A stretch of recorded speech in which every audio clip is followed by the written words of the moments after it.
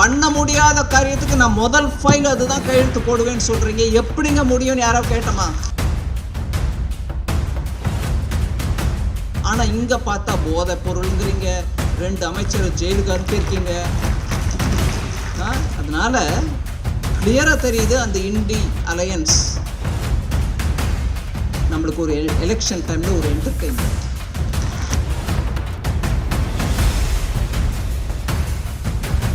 என்னங்க இந்த நாட்டில் அவுட்ரேஜ்ன்றது இருக்குதா? இந்த வார்த்தை சொன்னதுக்கே நம்ம அவுட்ரேஜ் காட்ட வேண்டாமா? இது கோழைத்தனம், இது முழுமையான கோழைத்தனம். அதனால ஆன்மீகத்துக்கு எதிராக இருக்கக்கூடிய எந்த கட்சியோ எதிர்கட்சியாவோ ஆளுமைக்கு வரவோ கூடாதுன்றது தான் என்னுடைய எண்ணம். எல்லாருக்கும் அன்பு வணக்கம்.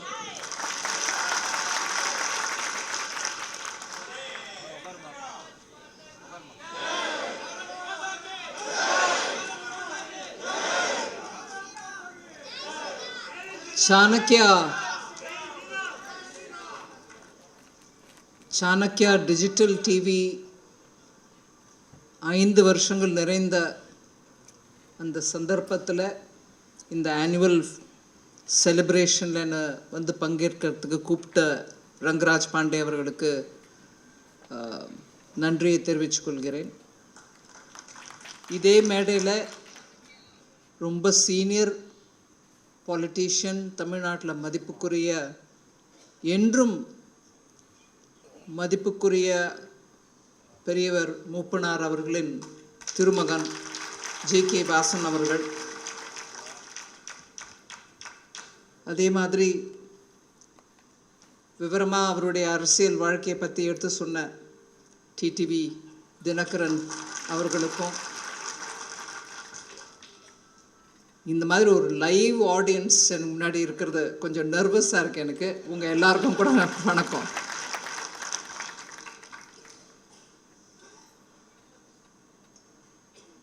மீடியாவோட ஒரு விதத்தில் எனக்கு from the other side of the table,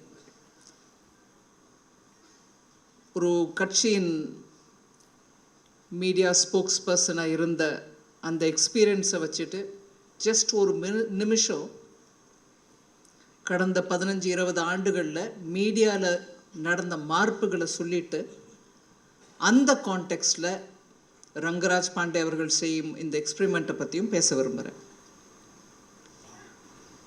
print மீடியாவை தான் நம்பி நம்ம நாட்டில் 50 வருஷம் ஜனநாயகம் மீடியா இன்புட்ஸ் எடுத்து, அது ரீஜனல் லாங்குவேஜஸ்லேயும் இருந்திருக்கலாம், இங்கிலீஷ்லேயும் இருந்திருக்கலாம். பிரிண்ட் மூலமாக தான் நம்மளுக்கு மெஜாரிட்டி அரசியல் விஷயங்களோ, சமுதாயத்தை பற்றிய விஷயங்களோ, இல்லை எக்கானமி பற்றி விஷயமோ நம்மளுக்கு புரிஞ்சிருக்கும். சின்ன வயசில் நம்ம எல்லாருக்கும், எங்களுக்கெல்லாம் சொல்லி வளர்த்தாங்க, பேப்பரை படி, 4 விஷயம் தெரிஞ்சுக்கோ, அதனால் உன் பாஷையும் இம்ப்ரூவ் ஆகும், விஷயமும் புரியும், உலகத்தில் என்ன நடக்குதுன்ற ஒரே இடத்துல நம்மளுக்கு செய்தி கிடச்சிரும் அப்படின்னு சொல்லி பல விதமாக பேப்பரை படி, மேகசின்ஸை படி, அதுலேயுமே சில எழுத்தாளர்கள் எழுதுறதை படி அப்படின்னு சொல்லி வளர்த்தாங்க. அதனால தான் நம்மளோட பொலிட்டிக்கல் ஒப்பீனியன் ஃபார்ம் பண்ண முடிஞ்சிச்சு. அது தவிர என்னோட காலேஜ் டேஸ் வரைக்கும் கூட பப்ளிக் மீட்டிங் போய் அட்டென்ட் பண்ணு. அரசியல் குடும்பம் இல்லைங்க எங்கள் குடும்பம், இருந்தாலும் பப்ளிக் மீட்டிங் போ, அவங்க எடுத்து பேசுகிற விஷயங்கள்லாம் தான் நம்ம நாட்டுக்கு முக்கியமான விஷயம் அப்படின்னு சொல்லி வளர்த்தாங்க. நான் போயிருக்கிறேன், நிறைய மீட்டிங் போயிருக்கேன். திருச்சியில் எங்கள் அப்பாவே என்னை கூட்டிகிட்டு போயிருக்காரு. நல்ல ஒரு last major impactful public meeting நான் அட்டென்ட் பண்ணேன்னா, அது இன்றைக்கி திருச்சிக்கு போயிட்டு வந்ததுனால மெமரி ஃப்ரெஷ்ஷாக இருக்குது. கலெக்டர் ஆஃபீஸ் போகிற வழியில் நல்ல ஒரு ஓப்பன் யார்ட், பெரிய மைதானத்தில் இந்திரா காந்தி அம்மா வந்து பேசினாங்க. I have attended that meeting. அந்த மாதிரி இப்படி ஒவ்வொரு விதமாக நம்ம செய்திகளை கலெக்ட் பண்ணிடணும். பிரிண்ட் மீடியா ஆர் நியூஸ் சேனல்னால் ஆல் இண்டியா ரேடியோ, இல்லை இந்த மாதிரி பப்ளிக் மீட்டிங். அந்த காலகட்டம் மாறி எலக்ட்ரானிக் மீடியா மூலமாக, டிவி மூலமாக, அதுவும் ஒரே ஒரு தூர்தர்ஷன் மூலமாக நம்மளுக்கு செய்தி கிடச்சிட்டு இருந்தது. அதுவும் ஒரு ஃபார்மேட்டட் இன் அ வே, போரிங் வேல செய்தி அப்படின்னு. அதில் ஒரு அனாலிசிஸோ இல்லை அதில் ஒரு இன்டர்பிரிட்டேட்டிவ் வேல்யூவோ, இந்த செய்தியை இப்படி சொன்னால் ஒரு விதம், அதே செய்தியை இன்னொரு விதத்தில் சொன்னால் இன்னொரு விதம், அதெல்லாம் ஒன்றும் இல்லாமல் ஒரு பிளாண்டாக நியூஸ். அந்த காலகட்டமும் மாறி when private people also started having channels, உங்களுக்கு செய்தி எப்படி வந்துச்சுன்னா அதுக்கு இன்டர்பிரிட்டேஷன் வந்துச்சு. நம்ம அதை ஒரு ஆஹா நல்ல ஒரு சாய்ஸ் கிடைக்குது, இத்தனை விதமாக இதெல்லாம் பற்றி யோசிக்க முடியுது அப்படின்னு நினச்சிட்டு இருந்தோம். ஆனால் அதுலேயுமே நீங்கள் பார்த்தீங்கன்னா மெதுவாக இந்த டிவினா இந்த நியூஸ் தான் கொடுப்பாங்க, இந்த டிவினா இதுதான் வரும்.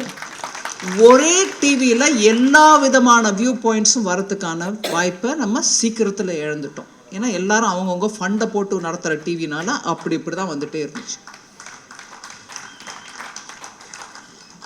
பிரிண்ட் இருந்த காலத்தில் பிரிண்ட் ஒன்று தான் அப்படின்னு இருந்த காலத்தில் கூட நீங்கள் பார்த்தீங்கன்னா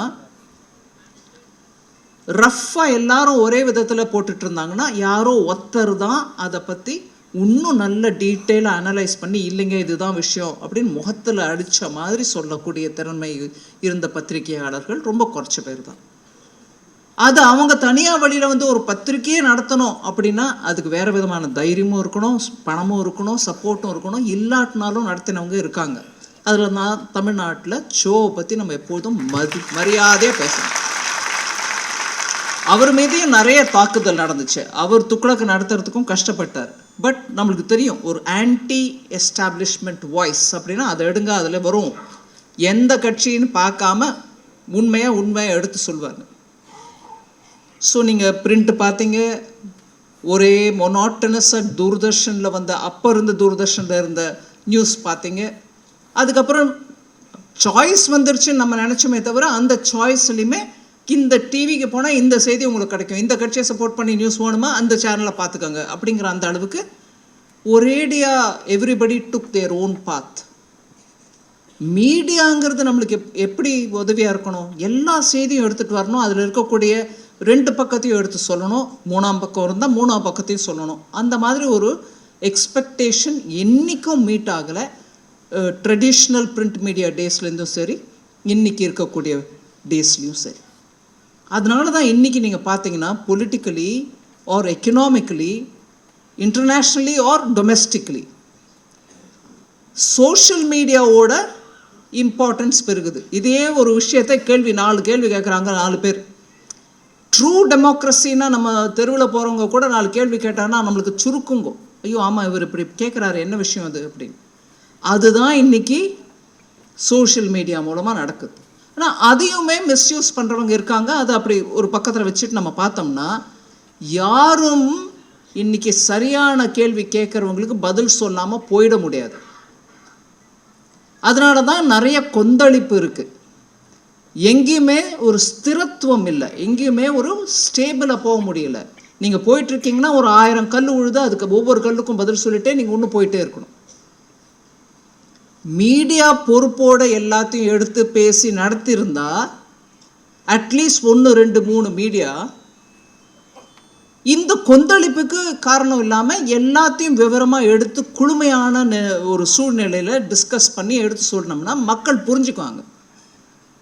இன்றைக்கி மக்கள் புரிய வைக்கிறதுக்கே நம்ம இவ்வளோ முயற்சி ஏன் எடுக்கணுமா இருக்குன்னா குழப்பிடுறாங்க. முதல்ல புரிய வைக்காம அவங்க லைனை போட்டு அவங்களுக்கு வேணுங்கிற மாதிரி அதை பிசைஞ்சு குடஞ்சி எடுத்து தூக்கி போட்டு இல்லைங்க இதுதான் அவங்க சொல்கிறதெல்லாம் கேட்டு மக்கள் கன்ஃபியூஸ் ஆன பிறகு ஐயா அதெல்லாம் இல்லைங்க இதுதான் சொன்னால் அழுத்து போயிடுறாங்க. மனுஷன் அழுப்பாயிடுது. போங்கய்யா நீங்கள்லாம் எல்லாரும் ஒன்று தான் அப்படிங்கிற நிலைமைக்கு. எல்லாரும் ஒன்று இல்லைங்கிற காலம் வந்திருக்கு இன்னைக்கு.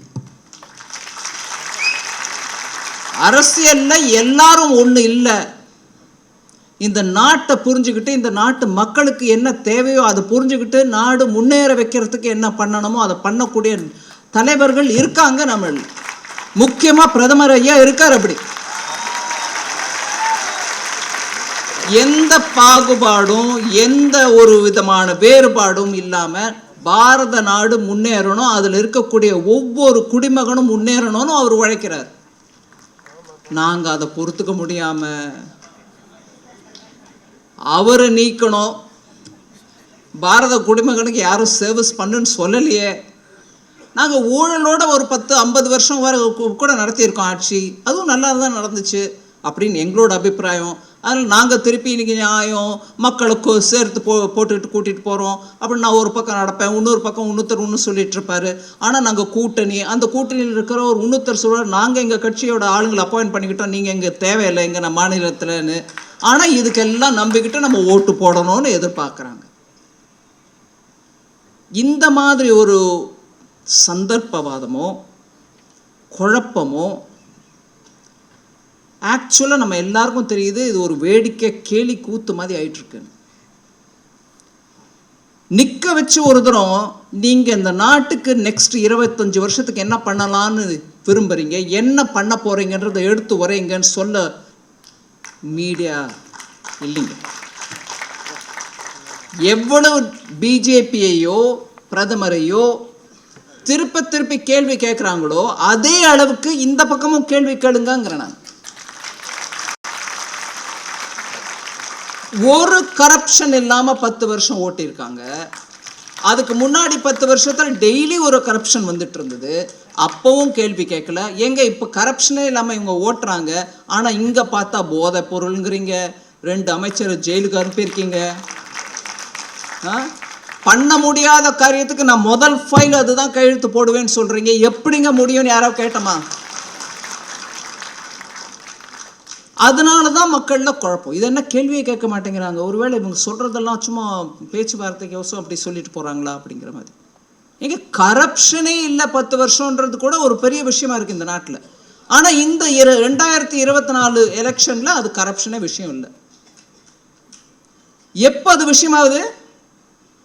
நீங்கள் எதிர்கட்சியில் இருந்துட்டு அங்கே 1000 கரப்ஷன், நீங்கள் இங்கிலீஷில் சொல்லுவாங்க யூ பிரே லைக் அ டாங்கி, கத்திக்கிட்டே இருங்க, ஐயோ கரப்ஷன் பாருங்க 2000 கோடி. எனக்கெல்லாம் 1,76,000 கோடினா அவ்வளோ அமௌண்ட்டா அப்படின்னு தோணும். அந்த அமௌண்ட்டுக்கு கரப்ஷன் பண்ணால் கூட நாங்கள் கத்திக்கிட்டு இருக்கோம் பார்லிமெண்ட்டில், என்னது இது இப்படி நடந்துச்சா அப்படின்னு எதிர்கட்சியில் இருந்துக்கிட்டு. மீடியா அந்த நம்பரை போடுறாங்களே தவிர அது எப்படி நடந்துச்சு, அது என்ன அளவுக்கு கரப்ஷன், அது நாட் ஓன்லி தட், ஒவ்வொரு கரப்ஷன்லையும் எவ்வளோ இருக்குது, அதெல்லாம் கூட சர்ச்சைக்கு எடுத்துகிட்டு வர்றதுக்கு உயிர் போச்சு எதிர்கட்சிக்கு. இன்றைக்கி நான் கேட்குறேன், கரப்ஷன் இல்லை ஒத்துக்கோங்க, சரி கரப்ஷனை விட்டுருங்க, கரப்ஷன் இல்லை நாங்களும் கரப்ஷன் இல்லாமல் கொடுப்போம், அதை நீங்கள் எடுத்துக்கலாம் கிராண்டடாக அப்படின்னு சொல்லிட்டு என்ன நாங்கள் கொடுப்போம் மக்களுக்கு, 25 வருஷத்தில் நாங்கள் என்ன பண்ணலான் இருக்கோம். நீங்கள் சொல்கிறீங்களா 2047 டெவலப்டு கண்ட்ரின்னு சொல்கிறீங்களா? நாங்கள் 2047 என்னங்க 2030 நாங்கள் டெவலப் கண்ட்ரியாக பண்ண முடியும் எங்களால், எங்களுக்கு திறமை இருக்குன்னு சொல்லுங்கள். அவர் நீக்கிறது ஒரு அரசியல் கொள்கையாக இருக்க முடியாது. நான் என்ன பண்ண முடியும், என்னால் என்ன பண்ண முடியுன்றது தான் ஒரு கொள்கையாக இருக்கணும், அதை எடுத்து மக்களுக்கு சொல்லணும். இப்போ இருக்கிற 1 பாயிண்ட் அஜெண்டா, ரிமூவ் மோடி, அது அஜெண்டாங்களா? ஏன் ரிமூவ் மோடி? அவர் என்ன அநியாயம் பண்ணிட்டாரு, என்ன ஊழல் பண்ணிட்டாரு, மக்களுக்கோசம் பண்ணாமல் பாகிஸ்தானுக்கோ இன்னொரு நாட்டுக்கோ பண்ணிட்டு இருக்காரா? என்னது இப்போ நடக்கிற அரசியல் என்னதுன்னு நான் கேட்குறேன். அதனால கிளியராக தெரியுது, அந்த இண்டி அலையன்ஸ் நம்மளுக்கு ஒரு எலெக்ஷன் டைமில் ஒரு என்டர்டெயின்மெண்ட். நம்ம நாட்டில் பொது தேர்தல் எப்பொழுதும் கூட சம்மர் வெக்கேஷனில் தான் நடக்கும். வெயில், எல்லாரும் அந்த உருக்கிற வெயிலில் கேம்பெயினுக்கு போவாங்க, வேர்த்து ஊற்றுவாங்க, மக்களும் வெயிலில் நின்றுட்டுருப்பாங்க. ஆனாலும் அந்த எலெக்ஷன் கேம்பெயின் நடக்கிறதுனால அந்த பெரிய ஒரு மக்களை திரளாக கூட்டிகிட்டு வந்து பேசி இதெல்லாம் நடக்கும். அதில் நம்மளுக்கு சில சமயம் ரொம்பவே ஸ்ட்ரெனுவஸாக இருக்கும். எல்லா லீடர்ஸும் போகிறாங்க, எல்லா ஊருக்கும் போகிறாங்க, மக்களோட பேசுகிறாங்க. அந்த டைமில் இது ஒரு என்டர்டெயின்மெண்ட்டு நான் பார்க்குறேன். இல்லைன்னா ஒரு கட்சி, அந்த அலையன்ஸில் இருக்கக்கூடிய ஒரு கட்சியாவது, எனக்கு 1-2 விஷயத்தில் ரொம்பவே நான் சீரியஸாக ஃபீல் பண்ணுறேன், அதை உங்களுக்கு முன்னாடி வைக்கிறேன். பொறுப்போட நம்ம ஒரு கட்சியாக இருந்தோம்னா இந்த நாட்டில் இருக்கக்கூடிய பெரும்பான்மையான மக்களுடைய மதத்தை குறித்து இந்த கீழ்த்தரமாக பேசுவோமா? நீ எந்த மதத்தையும் ரொம்பவே பக்கத்தில் சேர்த்துக்கவும் வேணாம், எந்த மதத்தையும் தாழ்வும் படுத்த வேண்டாம். அந்த எமர்ஜென்சி காலத்தில் இல்லீகலாக நீடிக்கப்பட்ட லோக்சபாவில் செக்குலர் சோஷியலிஸ்ட் அப்படின்னு கான்ஸ்டிடியூஷனே மாற்றினவங்க, அதுவும் இல்லீகலாக நீடிக்கப்பட்ட 5 வருஷம் தானே லோக்சபா, 6வது வருஷம் நடத்தி அந்த அம்மா இதெல்லாம் மாற்றினாங்க. அதை ரொம்ப சீரியஸாக எடுத்துட்டு இன்னைக்கு செக்குலர் செக்குலர் செக்குலர்னு பஜனை பண்ணுறவங்கள கேட்குறேன், எந்த மதத்தை நீங்கள் சப்போர்ட் பண்ணுறீங்க, எந்த மதத்தை எதிர்க்கிறீங்கன்றத நீங்கள் வாயால் சொல்லி சொல்லியே கெடுக்கிறீங்க உங்கள் காரியத்தை. எந்த மதத்தை நீங்கள் சப்போர்ட் பண்ணுறீங்கன்றதை பற்றி நம்ம கேள்வி அவங்க சொல்லி கேட்டுட்டோம், நிறையா செஞ்சும் பார்த்துட்டோம் நிறையா. எந்த மதத்தை அழிக்கணும்னு பார்க்குறீங்கன்னா அதுக்கு ஒரு அவுட்ரேஜ் இல்லாத போகிறது இந்த நாட்டில் தான். நான் அந்த மதத்தையே ஒழிப்பேன், அந்த மதத்தை கம்ப்ளீட்டாக நீக்குவேன், அது டெங்கு, அது இது, அது மலேரியா. என்னங்க இந்த நாட்டில் அவுட்ரேஜ்ன்றது இருக்குதா? இந்த வார்த்தை சொன்னதுக்கே நம்ம அவுட்ரேஜ் காட்ட வேண்டாமா?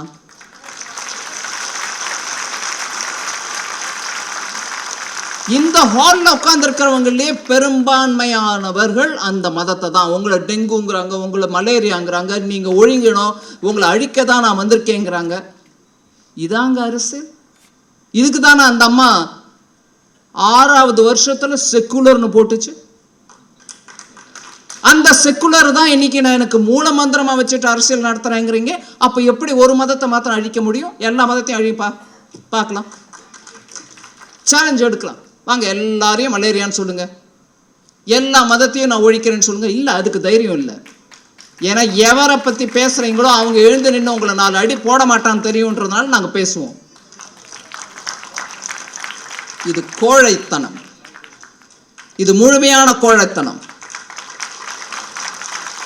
அதனால ஆன்மீகத்துக்கு எதிராக இருக்கக்கூடிய எந்த கட்சியும் எதிர்கட்சியாவோ ஆளுமைக்கு வரவோ கூடாதுன்றது தான் என்னுடைய எண்ணம். இன்னைக்கு ஆளுமையில இருந்துகிட்டே பேசுறீங்க. தைரியமா ஒரு அன்பர் கேட்கிறாரு, பாண்டே, ஏன் மத்திய அரசு மாநில அரசு கோவிலில் இந்த மாதிரி அநியாயம் பண்ணும்போது ஏன் அவங்களோட பவரை காட்டக்கூடாது? நான் வாசன் ஐயா கிட்ட சொன்னேன், பவரை எல்லா இடத்துலையும் காட்டக்கூடாதுங்க. 1. 2வது, நியாயப்படி பார்த்தீங்கன்னா கோவில் அறநிலைத்துறை இதெல்லாம் கூட ஸ்டேட் மேட்டர். கான்ஸ்டியூஷன் பிரகாரம் அந்தந்த ஸ்டேட்டில் அந்தந்த அறநிலைத்துறையை நடத்துறதுக்கான உரிமை அவங்க கிட்ட தான் இருக்கே தவிர சென்ட்ரல் கவர்மெண்ட் கிட்ட இல்லை. உத்தராகண்டில் மாத்திரம் பண்ணீங்களே அப்படின்னா அது ஆளும் கட்சி, அவங்களும் எங்கள் கட்சி, அவங்கக்கிட்ட சொன்னோம், தம்பி கொஞ்சம் பார்த்து பண்ணுங்க. அந்த மாதிரி அறிவுரை கொடுத்தா இவங்கெல்லாம் கேட்குற டைப் இல்லை. இவர் சொல்கிறாங்கல்ல, பாண்டே சொல்கிறாரு இல்லை, தமிழ்நாட்டில் நியாயமா மரியாதையா. இப்போ வாசன் அவர்கள், அவர்களுடைய தந்தையார் எல்லாரும் கூட டிக்னிட்டியோட அரசியல் நடத்துகிறவங்க. அந்த டிக்னிட்டியோடு நடத்துறதுனால தான் பாண்டே சொன்னார் அவர் சீஃப் மினிஸ்டர் ஆக முடியாதோ என்னவோ அப்படிங்கிற மாதிரி. நான் அந்த மாதிரிலாம் கணக்கே போட மாட்டேன். ஆனால் ஒரு உண்மை இருக்குது, நம்ம எல்லாரும் ஒத்துக்கணும். அது அந்த டிக்னிட்டியோடு இருந்த மூப்பனார் ஐயாவை தான் பிரதமரை ஆக்க உடலை அந்த காங்கிரஸ். டிக்னிட்டியோடு இருந்த காமராஜரை தான் அவங்க என்னெல்லாமோ பிளான் எல்லாம் போட்டு இறக்கி விட்டாங்க. மூப்பனார் ஐயாவை சிஎம் கூட பண்ண முடியல. அதனால டிக்னிட்டியோடு இருந்து கோவில் அறநிலைத்துறை ஸ்டேட் கவர்மெண்ட் தான் அப்படின்லாம் சொல்லிட்டு உத்தராகண்டில் பண்ணீங்களே இங்கே ஏன் பண்ணக்கூடாதுன்னெலாம் கேள்வியெல்லாம் எப்படி வருது பாருங்க, குழப்பத்துக்கு. அதே டிக்னிட்டிக்கு மதிப்பு இல்லாதவங்க நம்ம கோவிலை மாத்திரம் நினச்சிட்டு உத்தராகண்டில் பண்ணேன்னு இங்கே இறங்கினேன்னா அந்த மாதிரி அரசியல் பண்ணக்கூடியவங்க மோடி ஐயா இல்லை. ஆனால் நான் உங்களை திருப்பி கேள்வி கேட்குறேன், ஒரு அரசியல் கட்சியில் இருந்துக்கிட்டு இன்னைக்கு மந்திரியாகவும் இருந்துட்டு பாண்டே போல ஒரு ஜேர்னலிஸ்ட்க்கு முன்னாடி நான் இந்த கேள்வி கேட்குறேன், இந்த அம்மா என்ன புத்தி தக்குவா, தெலுங்குல சொல்கிறேன், சாரி, புத்தி தக்குவான்னு, மூளை குறைச்சலாக இருக்கா, இவங்களுக்கு என்ன ஒன்றும் புரியலையா விவகாரம், எலெக்ஷன் அனௌன்ஸ் பண்ணிருக்காங்க, இந்த அம்மா இப்படி பேசுதேன்னு நினைக்காதீங்க. நம்ம கோவிலையே அழிக்கக்கூடிய நம்ம கோவிலை சுரண்டி தின்னக்கூடிய, நம்ம மதத்தையே அழிப்பேன்னு சொல்லக்கூடிய கட்சிக்கெல்லாம் ஏன் ஓட்டு போடுறீங்க?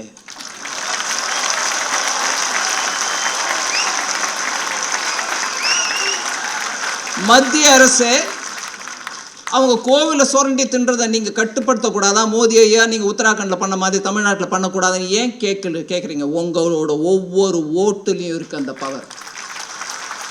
யாருக்கு போடுறீங்க அந்த ஓட்டுன்னு யோசிச்சு போடுங்க. நான் இன்னும் ரொம்ப நீடிச்சு பேச விரும்பலை. ஆனால் இன்னைக்கு எலெக்ஷன் அனௌன்ஸ் ஆயிடுச்சு. அதனால் அரசியல் பேசியே தீர்வேன்.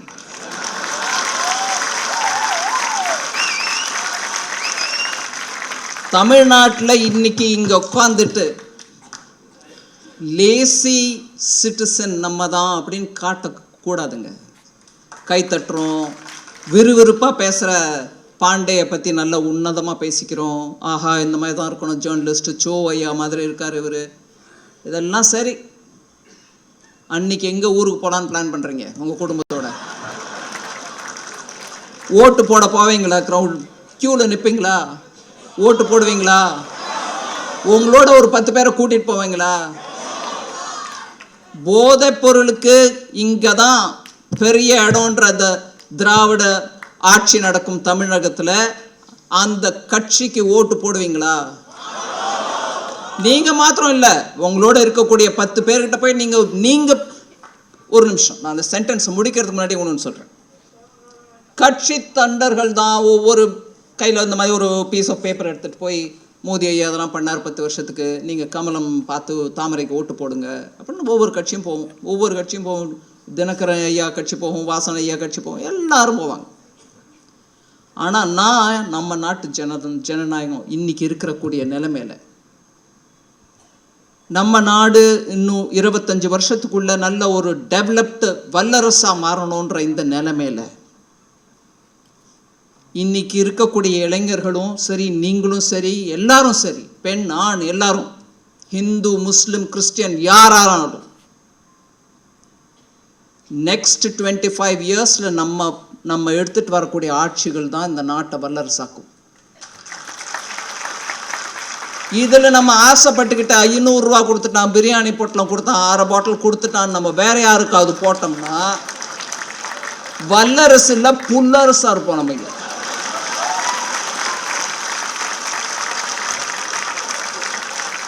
இது யாரையோ நம்ம சொல்லிக்கிட்டு ஐயோ அந்த கட்சியா என்னங்க இப்படி அவங்க ஆட்சியில் இப்படி தாங்க நடக்கும் அப்படின்னு சொல்லிட்டு இருந்தோம் பாருங்க. அந்த லேசி சிட்டிசன், வாய்க்கு வந்ததை பேசி இன்னைக்கு ஆயிடுச்சு வேலை, நாளைக்கு பார்த்துப்போம் அப்படின்ற அந்த தத்துவத்தில் இன்னைக்கு இருந்தோம்னா நாடு சீரழிஞ்சிரும். தயவு பண்ணி நீங்கள் யாரும், அதுவும் தமிழ்நாட்டில் இவ்வளோ உணர்ச்சியோட எல்லா விஷயத்தையும் பேசக்கூடியவங்க, ரங்கராஜ் பாண்டே சொன்ன மாதிரி சண்டை போடக்கூடியவங்க, உங்கள் சண்டையெல்லாம் அந்த ரூமில் தானே, இறங்குங்க களத்தில். எந்த ஆட்சியால தமிழ்நாட்டுக்கு கெட்ட பேர் வந்திருக்கோ, உன்னதமான பெரியோர்கள் வாழ்ந்த தமிழ்நாட்டில் இன்னைக்கு போதைப் பொருட்களா? நம்ம டாஸ்மாகை பற்றியே இன்னும் பேசி முடிக்கல, அவங்க இன்னொரு சரக்கு இறக்கிட்டாங்க. இப்படியே உட்காந்து நம்ம பேசிட்டு தான் இருப்போமா? இல்லை ஒரு ரங்கராஜ் பாண்டே தான் தொண்டை கீழ்ச்சி கற்றுக்கிட்டே இருக்கணுமா? நம்மளுக்கு இல்லைங்களா பொறுப்பு? தயவு பண்ணி வரக்கூடிய 25 வருஷத்துக்கு, நான் இன்னைக்கு 2024 பற்றி மாத்திரம் பேசலை, 24 வேணும், 26 வேணும், அது 29 வேணும். ஒவ்வொரு தேர்தலையும் நான் சொல்கிறேன், ஒரு பொறுப்போடு இருக்கக்கூடிய கட்சி, நாட்டுக்காக உழைக்கக்கூடிய கட்சி, நேர்மையான தலைவர்கள் உள்ள கட்சிக்கே ஓட்டு போடணும். நம்ம இல்லைன்னா இந்த நாட்டை வல்லரசு ஆக்க முடியாது. இந்த மாதிரி சுரண்டி தின்னு தன்னுடைய குடும்பத்தை தான் நல்லா வாழ்விக்க முயற்சி பண்ணுற கட்சிகளால் ஒரு விதமான முன்னேற்றமும் நாட்டுக்கு இருக்காது. ஒவ்வொரு முறையும் நீங்கள் பாருங்கள், பார்லிமெண்ட்டில் ஒரு சட்டத்தை எடுத்துகிட்டு வரோம், இல்லை ஒரு சீர்திருத்தத்தை எடுத்துகிட்டு வரோம்னா அதை பார்லிமெண்ட்லேயும் எதிர்ப்போம், டேபிள் மேலே நின்றுட்டு ஆடுவோம், இல்லை மனிதநேயம்ன்றது இல்லை இன்னொன்றது ஏதோ ஒரு காரணத்தினால அங்கே எதிர்க்கிறது.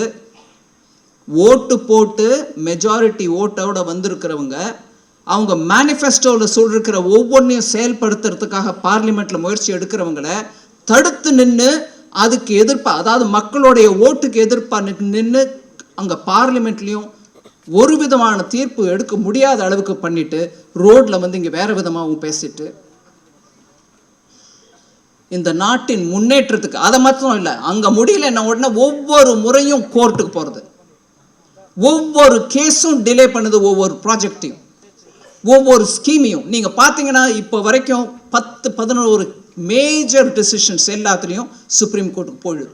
கவர்மெண்ட் சரியான நிர்ணயம் எடுக்கலை, நீங்கள் வாங்க கோர்ட்டு ஒவ்வொரு முறையும் அவங்களுக்கு சொல்லுது, இல்லை நீங்கள் சொல்கிறது தப்பு, டிஸ்மிஸ் த கேஸ், இல்லை நீங்கள் எடுக்கிற ஸ்டெப்பு தப்பு, போங்க.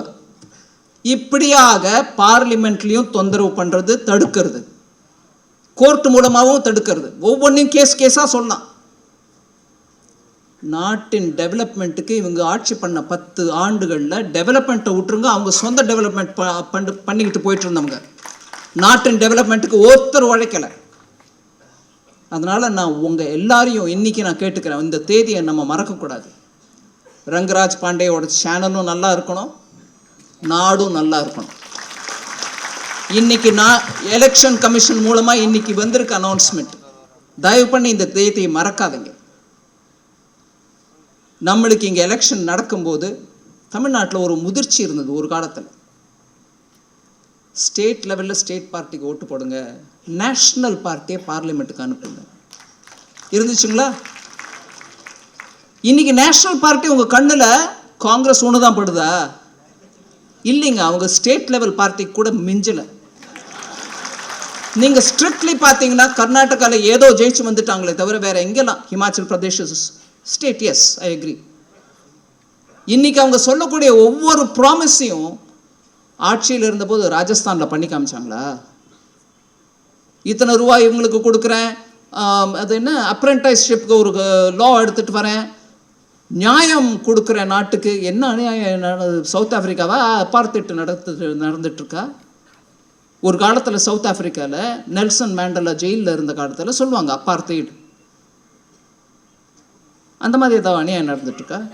இப்படிலாம் சொல்கிற அந்த கட்சிக்கு நான் கேட்குறேன், நீங்கள் சொல்கிறது நியாயமாகவே இருக்கட்டும், ராஜஸ்தானில் பவரில் இருந்த போது ஏன் பண்ணி காட்டல? இன்றைக்கி கர்நாடகாவில் எங்களுக்கு ஒரு சினிமாவில் காட்டுவாங்க பாருங்கள், ஒரு trailer, just as beginning, just ஒரு ஷார்ட் கொடுப்பாங்க, அதை பார்த்துட்டு நீங்கள் சினிமாவை போய் பாருங்கன்னுவாங்க. அந்த மாதிரி கர்நாடகாவில் பண்ணி காட்டுங்க முதல்ல.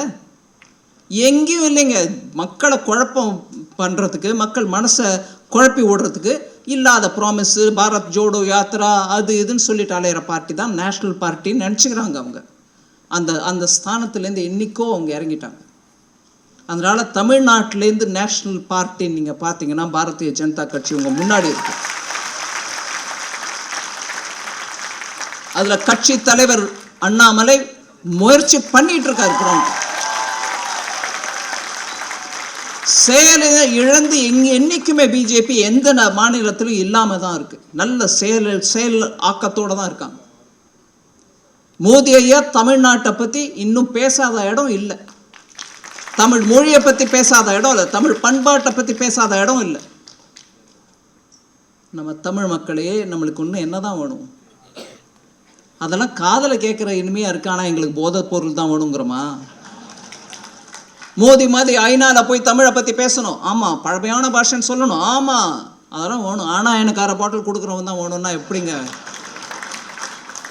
அதனால் இன்றைக்கி இந்த சந்தர்ப்பத்தில் எலெக்ஷன் கமிஷன் அனௌன்ஸ் பண்ண இந்த சந்தர்ப்பத்தில் 5 வருஷம் கொண்டாடுற ரங்கராஜ் பாண்டேயோட சேனலில் அந்த ப்ரோக்ராமில் நான் டெஃபினட்டாக உங்களுக்கு இந்த ஆப்பர்ச்சுனிட்டியை யூஸ் பண்ணிக்கிட்டு உங்கள் ஒவ்வொருத்தரையும் சுதந்திர போராட்டத்தின் போது நம்ம எல்லாரும் அவங்கவுங்க குடும்பத்திலேருந்து யாரோ ஒரு மெம்பர் அந்த போராட்டத்தில் ஈடுபட்டோம். நாடு சுதந்திரம் அடையணும்னு. அதே மாதிரி இன்னைக்கு நம்ம நாடு எக்கனாமிக்கலி ஸ்ட்ராங், ஆத்ம நிர்பர்னா சுயமாக நம்மளாக நம்ம நாட்டின் ஒவ்வொரு விதத்துலேயும் நம்ம நாடு சுய சக்தியை அட்டைன் பண்ணணுன்னா உங்களுக்கு மத்திய அரசு நல்ல அரசு அமைஞ்சால் தான் முடியும். அதனால் நான் உங்கள் எல்லாரையும் கேட்குறேன், 1947க்கு முன்னாடி நம்ம எல்லாரும் கூட சுதந்திர போராட்டத்தில் நம்ம மூதோதையர்கள் பங்கேற்றாங்க. அதே மாதிரி இப்போ நம்ம ஒவ்வொருத்தரும் இன்னைக்கு ரங்கராஜ் பாண்டேய வாழ்த்துற அதே நேரத்தில் நாட்டுக்கோசம் ஒரு சங்கல்பம் எடுத்துக்கணும். இந்த 2024 எலெக்ஷனில் தமிழ்நாட்டிலேருந்து ஆன்மீகமும் தேசபக்தியும் இருக்கிற கட்சிக்கு தான் ஓட்டு போடுவோம். அதே மாதிரி ஆன்மீகமும் தேசியத்தோட கூட்டணி சேர்ந்தவங்களையும் வாழ வைப்போம், அவங்களையும் ஜெயிக்க வைப்போம். ஏன்னா அந்த கூட்டணியோட தான் நம்ம தமிழ்நாட்டில் பாரதிய ஜனதா கட்சியோ மோடி அரசுக்கோ பலம். ஒவ்வொரு கூட்டணியில் இருக்கக்கூடிய ஒவ்வொரு சிறந்த உன்னதமான லீடர்ஸ் எல்லாரும் அவங்க கட்சியில் அவங்க முயற்சி பண்ணுறாங்க.